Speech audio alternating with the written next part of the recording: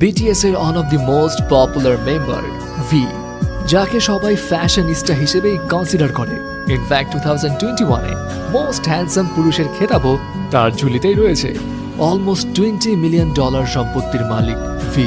তার লাইফস্টাইল এখন বিলাসবহুলভাবে জীবনযাপন করছে, যেটা অনেকের কাছে স্বপ্নের মতো। ইনফ্যাক্ট ভি এর কাছেও একটা সময় তার এই লাইফস্টাইলটা স্বপ্নের মতোই ছিল, কারণ ভি যেই ফ্যামিলি ব্যাকগ্রাউন্ড থেকে উঠে এসছে সেখানে এমন বিলাসবহুল লাইফস্টাইলের কথা আসলেই কেউ ভাবে না।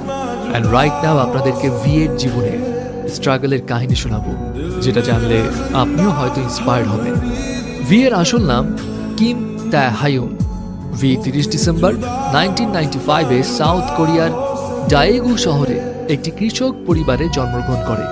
ভি তার 3 ভাই বোনদের মধ্যে সবার বড়। তার পরিবারের ফিনান্সিয়াল অবস্থা খারাপ হওয়ার কারণে ভি এর বাবা মা দুজনেই কৃষিকাজ করতেন। দ্যাটস ওয়াই ভি এর সঙ্গে তাদের খুব বেশি সময় কাটানোর সুযোগ হতো না, এবং ভি কিন্তু এই কারণে ছোটবেলা থেকেই তার দাদির কাছেই বড় হয়েছিল। ভি এক ইন্টারভিউতে জানিয়েছিল তার দাদি তাকে 14 বছর ধরে লালন পালন করেছে, এবং তার দাদি তার অনেক কাছের একজন মানুষ ছিলেন। এনিওয়ে, কৃষক পরিবারে বেড়ে ওঠায় ভি এর ছোটবেলায় কোনো বড় স্বপ্ন তো ছিল না। সে খুব ছোট থেকেই ধরেই নিয়েছিল বড় হয়ে সে তার বাবার মতোই কৃষক হবে। বাট ভি এর এই চিন্তা ভাবনা টোটালি পাল্টে যায় যখন ভি তার বাবার ইন্সপিরেশনে স্যাক্সোফোন বাজানো শেখা শুরু করে।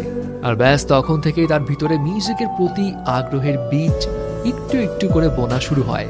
কিন্তু এখানে একটা কথা আছে, ভি তার বাবার ইন্সপিরেশনে মিউজিকে হাতে খড়ি পেলেও তার বাবা মায়ের কড়া ইনস্ট্রাকশন ছিল মিউজিক নিয়ে ক্যারিয়ার পার্সু করা যাবে না।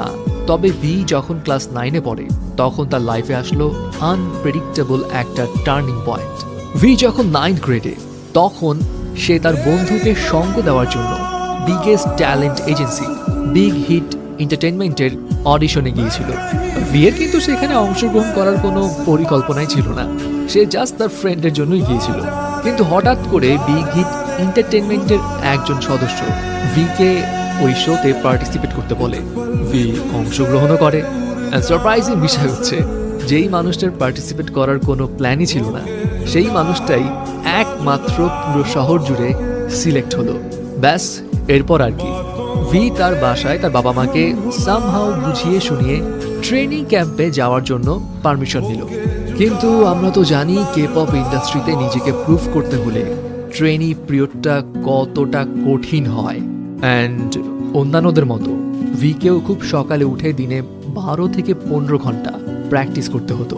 খাওয়া দাওয়ার স্ট্রিক্ট ডায়েট ফলো করতে হতো। ফ্যামিলির সঙ্গে যোগাযোগও ছিল লিমিটেড। এবং ট্রেনিংয়ের এই কঠিন পরিস্থিতি দেখে ভি এক পর্যায়ে ডিসাইড করে নিয়েছিল সে গিভ আপ করে ফেলবে। ভি এক ইন্টারভিউতে জানিয়েছিল সে তার বাবাকে এক রাতে কল করে কান্নাকাটি করেছিল এবং জানিয়েছিল সে ফিরে আসতে চায়। তার বাবা তখন ভিকে একটা কথাই বলেছিল, ফিরে আসতে চাইলে আসতে পারো, এখানে তোমার জন্য আরো অনেক সহজ কাজ আছে। ভি জানায় তার বাবার ওই কথাটাতে সে কিছুটা ইম্বারেস ফিল করেছিল, অ্যান্ড এরপর সে ডিসিশন নিল